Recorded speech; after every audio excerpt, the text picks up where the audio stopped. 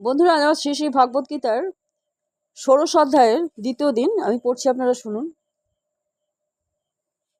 সন্ন্যাসীর প্রথম গুণ বা যোগ্যতা হচ্ছে নির্ভীকতা। কারণ সব রকম সহায় সম্বলহীন হয়ে কেবলমাত্র পরম পুরুষোত্তম ভগবানের কৃপার উপর নির্ভর করে তাকে একলা থাকতে হয়। সমস্ত যোগাযোগ ছিন্ন করার পরেও তিনি যদি মনে করেন যে কে আমায় রক্ষা করবে, তাহলে তার পক্ষে সন্ন্যাস আশ্রম গ্রহণ করা উচিত নয়। তাকে সম্পূর্ণভাবে বিশ্বাস করতে হবে যে শ্রীকৃষ্ণ বা পরম পুরুষ ভগবান পরমাত্মা রূপে সর্বদাই তাঁর হৃদয়ে রয়েছেন। তিনি সর্বদাই সব কিছু দর্শন করছেন এবং তিনি হৃদয়ের সমস্ত বাসনাগুলির কথা জানেন। তিনি সর্বদাই সব কিছু দর্শন করছেন। এইভাবে তাকে দৃঢ় প্রত্যয় সম্পন্ন হতে হয় যে পরমাত্মা রূপে শ্রীকৃষ্ণ তার শরণাগত জীবের রক্ষণাবেক্ষণ করেন। তার অনুভব করা উচিত, আমি কখনো নিঃসঙ্গ নই। আমি যদি মরণের গভীরতম প্রদেশেও থাকি, শ্রীকৃষ্ণ তখনও আমার সঙ্গে থাকবেন এবং তিনি আমাকে রক্ষা করবেন। এই দৃঢ় বিশ্বাসকে বলা অভয়ম বা ভয়হীনতা। সন্ন্যাসীর পক্ষে এই ধরনের মনোভাব থাকা আবশ্যক। তারপর তাকে তার অস্তিত্ব পবিত্র করতে হয়। সন্ন্যাস জীবনে পালনীয় বহু নিয়মকানুন আছে। সেগুলির মধ্যে সবথেকে গুরুত্বপূর্ণ হচ্ছে কোনো স্ত্রীর সঙ্গে কোনো রকম অন্তরঙ্গ সম্বন্ধ থাকা কোনো সন্ন্যাসীর পক্ষে সর্বতোভাবে বর্জনীয়। কোনো নির্জন স্থানে কোনো স্ত্রী লোকের সঙ্গে কথা বলাও তার পক্ষে নিষিদ্ধ। শ্রী চৈতন্য মহাপ্রভু ছিলেন আদর্শ সন্ন্যাসী। তিনি যখন পুরীতে ছিলেন তখন মহিলা ভক্তরা তাকে প্রণাম করার জন্য তার কাছেও আসতে পারত না। তাদের দূর থেকে তাকে প্রণাম জানাতে হতো। এটা স্ত্রী জাতির প্রতি ঘৃণা প্রকাশ নয়, এটা হচ্ছে সন্ন্যাসীর প্রতি স্ত্রী সঙ্গ না করার যে কঠোর নির্দেশ আছে তারই দৃষ্টান্ত।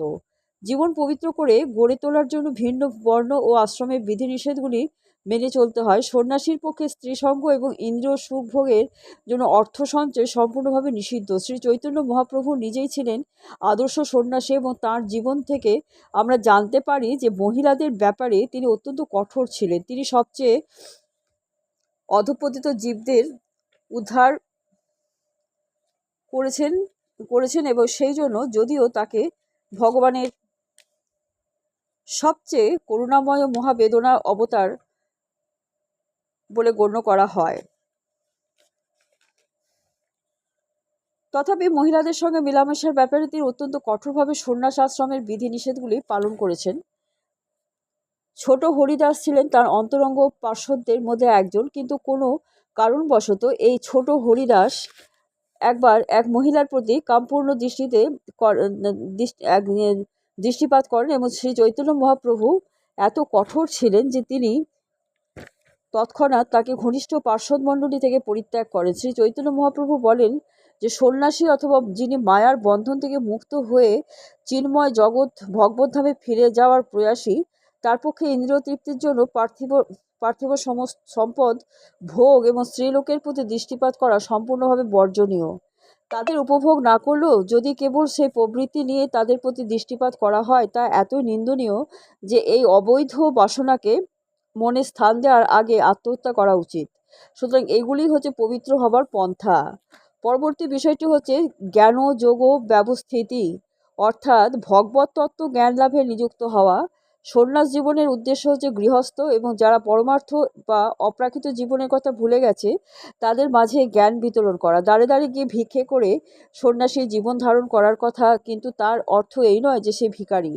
দিব্যস্তরে অধিষ্ঠিত পুরুষের একটি গুণ হচ্ছে দৈন্য এবং সে দীনতার বশবর্তী হয়েই সন্ন্যাসী দাঁড়ে দাঁড়িয়ে গমন করেন। ভিক্ষার উদ্দেশ্য নয় গৃহস্থদের কাছে গিয়ে তাদের কৃষ্ণ চেতনা জাগিয়ে তোলার জন্য। সেটাই হচ্ছে সন্ন্যাসীর ধর্ম। তিনি যদি যথার্থ উন্নত হন এবং গুরুর দ্বারা আদিষ্ট হন, তাহলে যুক্তি এবং উপলব্ধির মাধ্যমে তার কৃষ্ণ ভাবনামৃত প্রচার করা উচিত, এবং তিনি যদি তত উন্নত না হন তাহলে তার পক্ষে সন্ন্যাস গ্রহণ করা উচিত নয়। কিন্তু যথেষ্ট জ্ঞান না থাকা সত্ত্বেও যদি তিনি সন্ন্যাস আশ্রম গ্রহণ করে থাকেন, তাহলে জ্ঞান লাভ করার জন্য তার উচিত সদ্গুরুর কাছ থেকে সর্বক্ষণ কৃষ্ণ কথা শ্রবণ করা। সর্বত্যাগী সন্ন্যাসীর উচিত অভয় হয়ে সত্য সংশুদ্ধি লাভ করে জ্ঞান যোগে অধিষ্ঠিত হওয়া।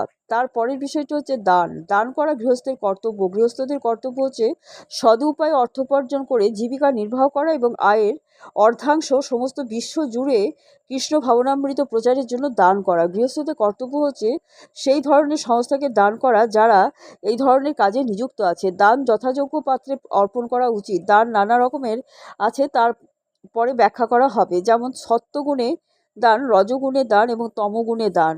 শাস্ত্রে সত্যগুণে দান করার নির্দেশ দেওয়া হয়েছে, কিন্তু রজ ও তমগুণে দান করার নির্দেশ দেওয়া হয়নি, কারণ সেই ধরনের দানের ফলে কেবল অর্থেরই অপচয় হয়। পৃথিবী জুড়ে কৃষ্ণ ভাবনামৃত প্রচার করার উদ্দেশ্যই কেবল দান করা উচিত, সেটাই হচ্ছে সত্যগুণে দান। দম বা আত্মসংযম ধার্মিক সমাজের অন্য আশ্রমভক্ত ব্যক্তিদের জন্যই কেবল নির্দিষ্ট হয়নি, গৃহস্থদের জন্য তা বিশেষভাবে নির্দিষ্ট হয়েছে। গৃহস্থ আশ্রমে মানুষ যদিও স্ত্রীর পানি গ্রহণ করেন, তবু অনর্থক যৌন জীবন যাপনে ও ইন্দ্রিয়গুলিকে নিযুক্ত করা গৃহস্থের উচিত নয়। গৃহস্থের যৌন জীবনও বিধিনিষেধের দ্বারা নিয়ন্ত্রিত, যা কেবল সন্তান উৎপাদনের জন্যই অনুষ্ঠিত হয়।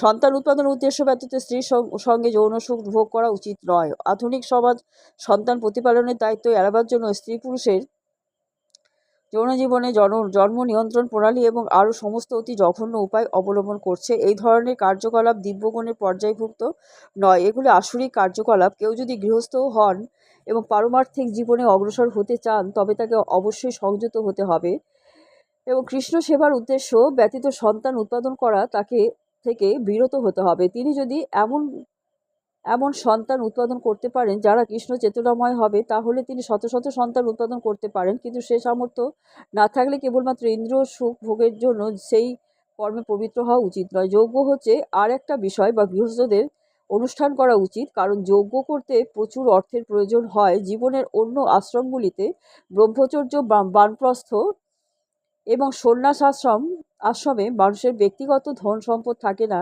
তারা ভিক্ষা করে জীবন ধারণ করেন। সুতরাং বিভিন্ন ধরনের যজ্ঞ অনুষ্ঠান করাটা গৃহস্থদের কর্ম। তাদের উচিত অগ্নিহোত্র আদি যে সমস্ত যজ্ঞ করার নির্দেশ বৈদিক শাস্ত্রে দেওয়া হয়েছে তার অনুষ্ঠান করা। কিন্তু আজকালকার যুগে এই ধরনের যজ্ঞ করা অত্যন্ত ব্যয় সাপেক্ষ এবং কোনো গৃহস্থের পক্ষে তা অনুষ্ঠান করা সম্ভব নয়। এই যুগের জন্য শ্রেষ্ঠ যজ্ঞ হচ্ছে সংকীর্তন যজ্ঞ। সকলে মিলে হরে কৃষ্ণ মহামন্ত্র, হরে কৃষ্ণ কৃষ্ণ কৃষ্ণ হরে হরে, হরে রাম রাম রাম হরে হরে কীর্তন করা, এটাই হচ্ছে সবচেয়ে শ্রেষ্ঠ এবং কম খরচের যজ্ঞ।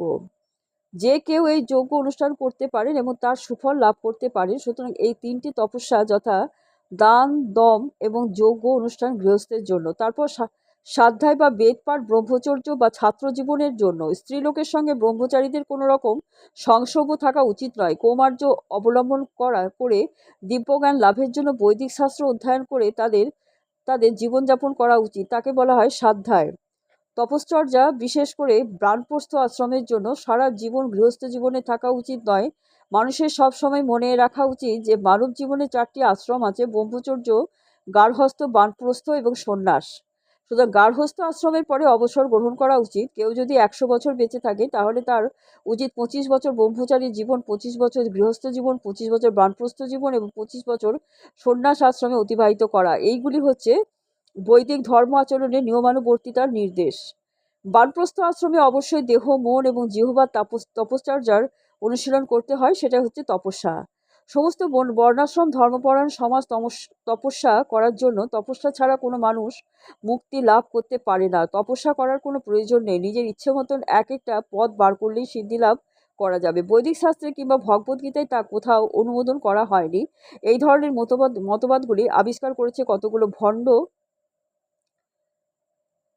আধ্যাত্মবাদী, যারা কেবল লোক ঠকিয়ে দল ভারী করার ব্যাপারে ব্যস্ত।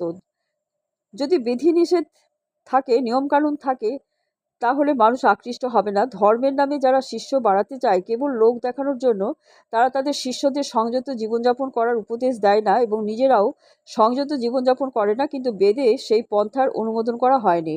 বন্ধুরা, আজকে এই পর্যন্ত। আগামীকাল আপনাদের আবার পড়ে শোনাবো।